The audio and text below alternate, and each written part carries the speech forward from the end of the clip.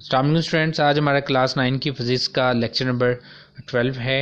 और इस लेक्चर में हम आर्टिकल है 125 पेज पे forms of energy. Forms of energy. देखिए स्टूडेंट्स, फिज़िक्स में एनर्जी का कॉन्सेप्ट बहुत इंपॉर्टेंट है। As I have been telling you, energy जो है ये हमारे इर्द गिर्द पाई जाती है। हमारे इर्द गिर्द जो है वो एनर्जी पाई जाती है,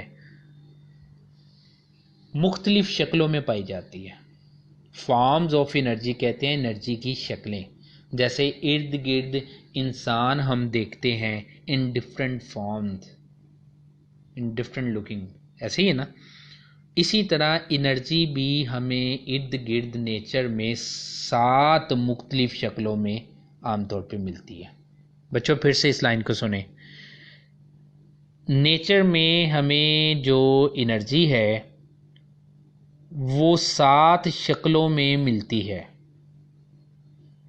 कभी वो हमें मैकेनिकल एनर्जी की शक्ल में मिलती है, कभी वो हमें हीट की शक्ल में मिलती है, कभी वो हमें आवाज़ की शक्ल में मिलती है, कभी वो केमिकल की शक्ल में मिलती है, कभी न्यूक्लियर एनर्जी की फॉर्म में हमारे सामने आती है, कभी लाइट की शक्ल में हमारे सामने आ जाती है, कभी इलेक्ट्रिकल की एनर्जी की फॉर्म में आ जाती है।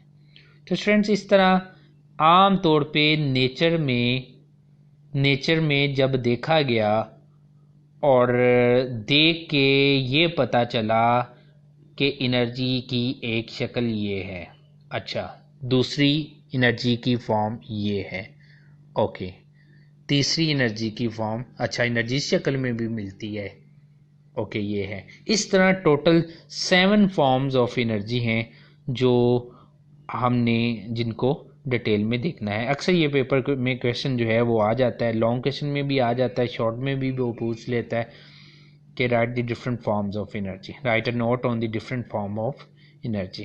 तो ये पहले आपको ये पता होना चाहिए आमतौर पे ये 7 फॉर्म्स होती हैं। इनके नेम याद कर लें, नेम याद कर लें और ताकि कि ये कोई मिस ना कर दें आप। सब वन बाय वन इनको हम अब थोड़ा डिस्कस कर लेते हैं। सबसे पहले जी मैकेनिकल एनर्जी। देखिए मैकेनिकल एनर्जी पीछे हमने कहा 2 टाइप्स होती हैं, काइनेटिक। काइनेटिक तो मोशन की बात करती है, और फिर कहा पोटेंशियल। अच्छा पोटेंशियल तो पोजीशन की बात करती है। तो मैकेनिकल में ये दोनों वर्ड मिक्स करके डाल दें तो फिर ये मैकेनिकल एनर्जी की डेफिनेशन बन जाएगी, ठीक है ना। कि बॉडी के पास हरकत की वजह से, बॉडी के पास हरकत की वजह से या पोजीशन की वजह से जो एनर्जी होती है उसको हम मैकेनिकल एनर्जी कहते हैं, ठीक है। अब mechanical energy is all about motion and position. If a body is moving, moving body has mechanical energy. If a body has taken some position, that body has mechanical energy. एक catapult जो है, ये गुलेल जो होती है वो आप उसको ऐसे खींचते हो उसकी रबड़ को, तो अभी वो स्ट्रेच्ड फॉर्म में जब आ जाती है तो उसके पास कौन सी एनर्जी होती है? अभी वो हरकत नहीं कर रही, उसके पास पोजीशन आ जाती है, वो पोटेंशियल एनर्जी जो है उसके पास होती है। जैसे आप उसे छोड़ते हो पत्थर दूर जाता है, potential energy can do the work. इसी तरह वही एग्जांपल्स हैं रेज्ड हैमर की, स्ट्रेस्ड बाउ की, डिफरेंट एग्जांपल्स हैं, उन्हीं को आप कर सकते हो। बहरहाल मैकेनिकल एनर्जी की वजह से पूरी दुनिया का जो निज़ाम है वो चल रहा है, ठीक है। आप जितनी भी हरकत देखते हो, मोशन देखते हो डेली लाइफ में, पूरी दुनिया में, यानी पूरी दुनिया फ्रीज नहीं है। हर बॉडी एक रूटीन के साथ एक वर्क कर रही है, हरकत कर रही है। तो ये this is possible because of mechanical energy. Next is heat energy. Students, heat energy, it is a very much important form of energy. Heat is the important form of energy. Why is it so important? Because heat energy, without heat energy we cannot survive. Student देखें, heat के बगैर, heat energy के बगैर हम survive नहीं कर सकते। ठीक होगी बात? हीट एनर्जी बहुत इंपॉर्टेंट है, इसके बगैर कोई भी living things on the face of the earth survive नहीं कर सकती। Okay, our body need heat energy to live. अब हमारी बॉडी को हीट एनर्जी मिलती कहाँ से है? This is a question. Students, आप फूड लेते हो, ठीक है, आप कोई भी खुराक खाते हो तो वो किस लिए खाते हो? यानी आप वेजिटेबल्स लेते हो, मीट लेते हो, तो वट एवर यू ईट, आप जो भी कुछ खाते हो तो किस लिए खाते हो? To provide the heat energy to your body. यानी आपने एक चीज़ खाई, जिस चीज़ को आप खाते हो उसके पास एनर्जी होती है। आंसर इज यस होती है। मिसाल के तौर पे अगर आप ये बिस्किट लेते हो तो उसके पास भी एनर्जी होती है। कौन सी एनर्जी, किस फॉर्म में एनर्जी होती है उसके पास? एनर्जी तो हमेशा किसी ना किसी शक्ल में होती है, तो उसके पास केमिकल एनर्जी होती है। जब आप खाते हो डैट आपकी बॉडी के अंदर एक ऐसी मशीन लगी हुई है जो काम करती है। क्या काम करती है? केमिकल एनर्जी को हीट में कन्वर्ट करके बॉडी को देती है। ठीक होगी ना बात?